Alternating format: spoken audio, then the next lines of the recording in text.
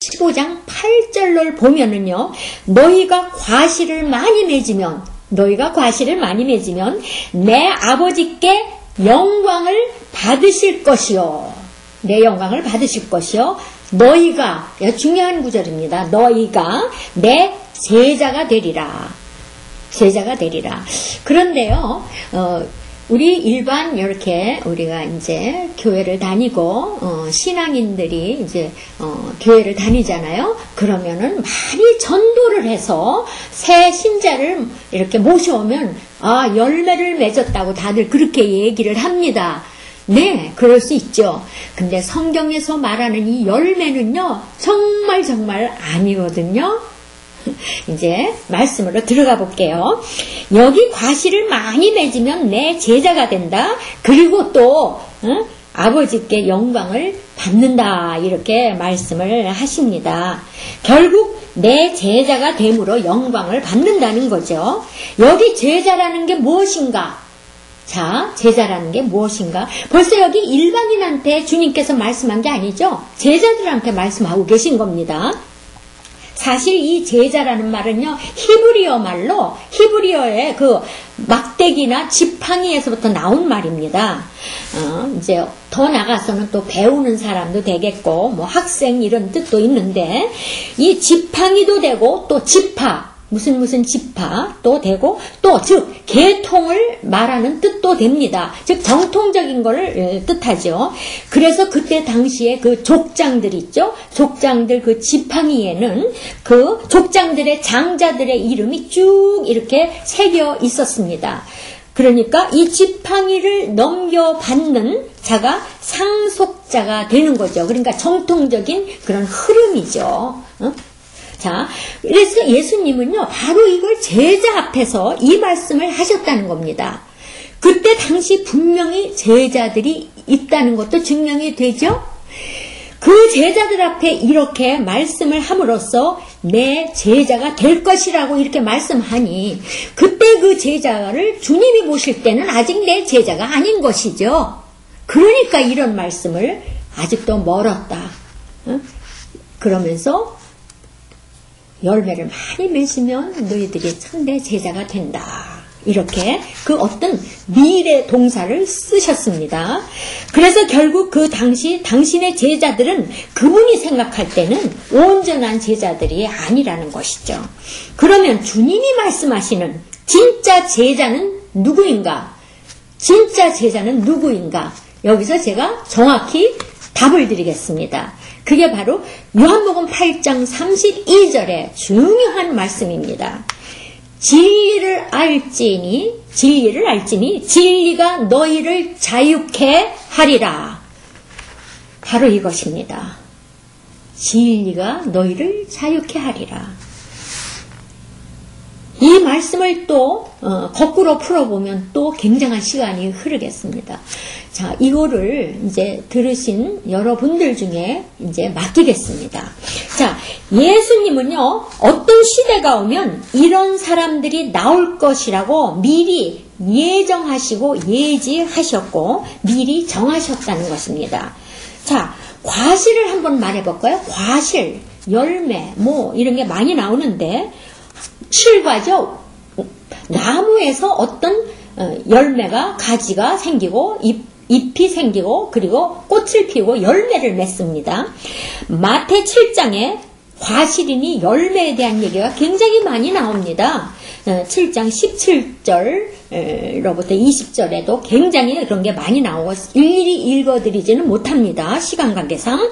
이렇게 공감모음에 많이 나오는데 요한복음 15장 16절에도 그렇게 이제 말씀을 하십니다.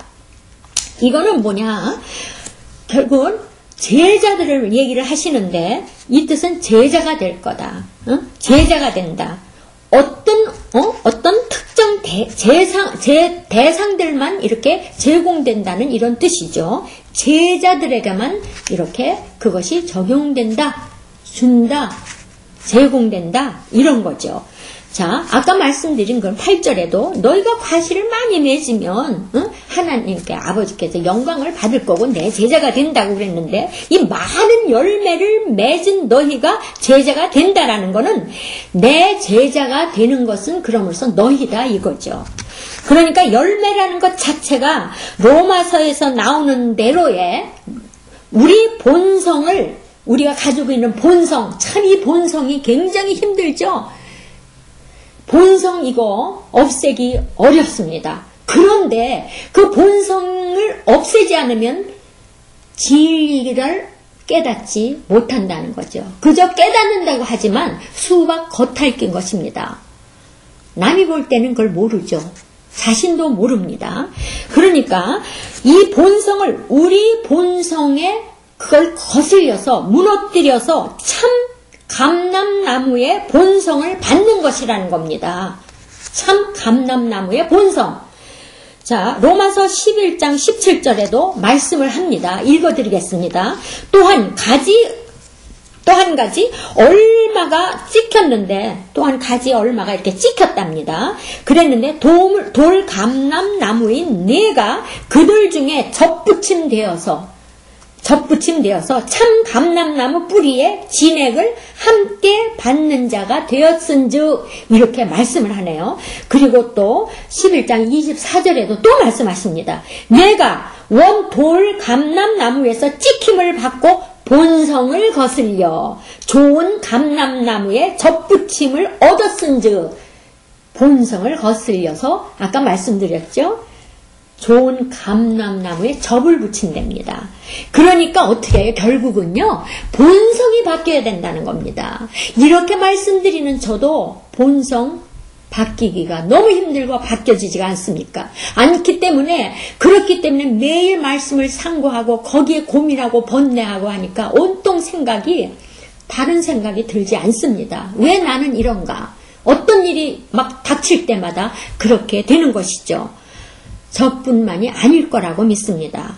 그러니까 어떻게 해요? 자기 본성과 싸워야 되는데 이 본성은 제 자신 어느 누구도 해줄 수 없습니다. 오직 하나님의 말씀이 진리 하나님만이 해주실 수 있다는 것입니다.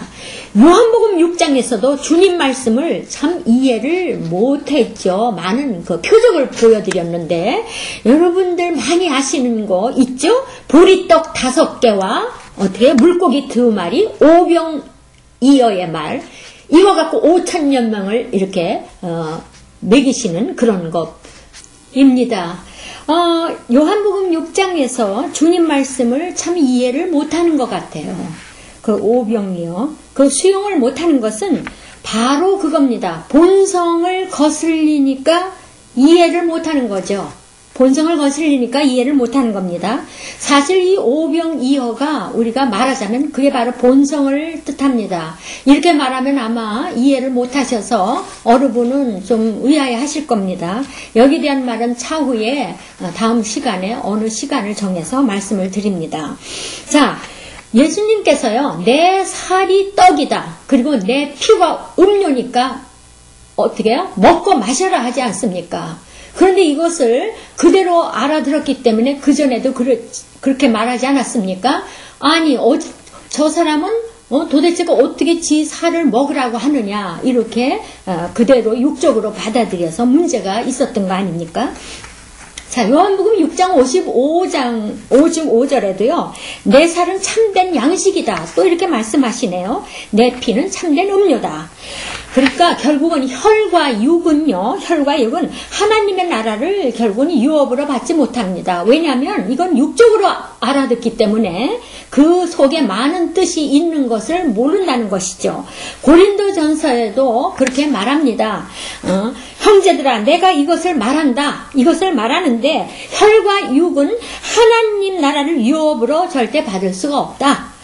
또한 썩은 것은 썩지 아니한 것으로 유업을 이렇게 받지 못한다. 그러니까 혈과 육이라는 건요, 여기에서 단순히 피와 살을 말하는 게 아니죠.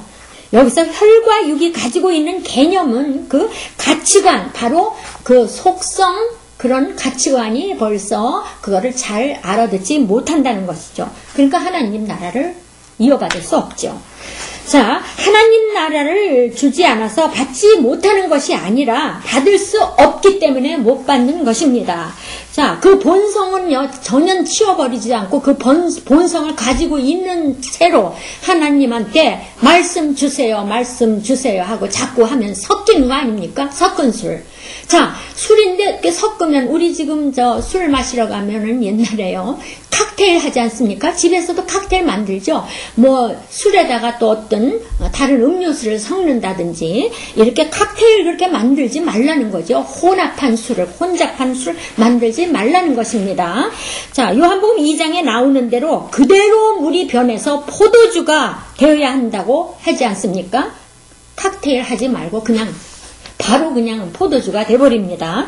알코올 요소는 같죠. 알코올 요소는 같은데 다른 것은 혀끝을 자극하죠. 그러니까 말초신경을 굉장히 건드리지 않습니까? 그러니까 말초신경을 자극받으니까 결국은 그것이 혈과 육으로 바로 연관이 되죠.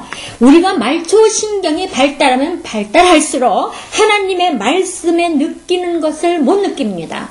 그리고 영감을 통해야만 하나님의 말씀을 알아듣습니다.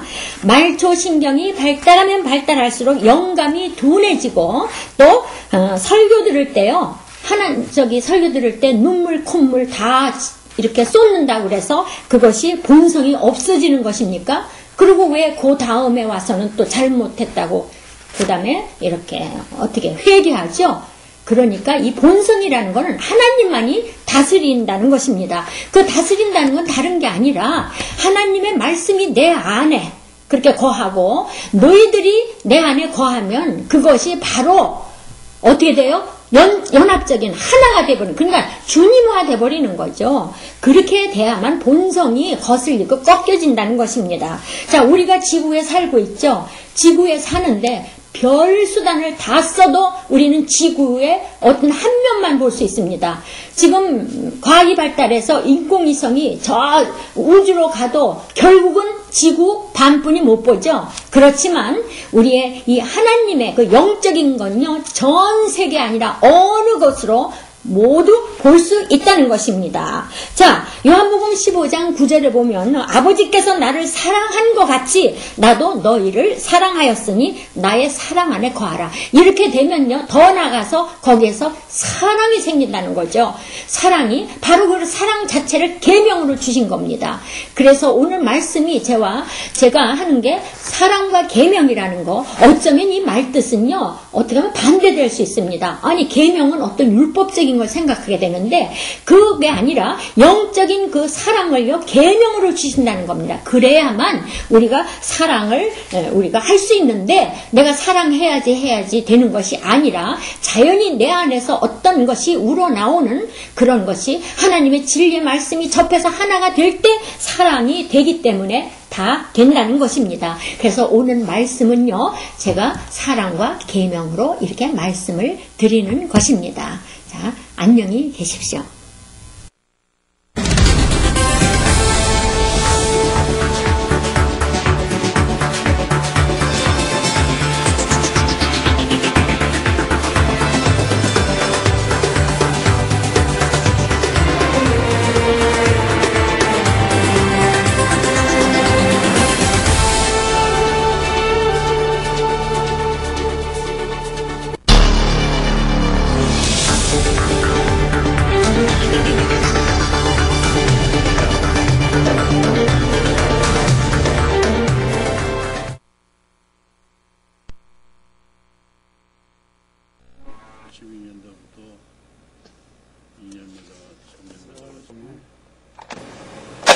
선거 관련 됐어요.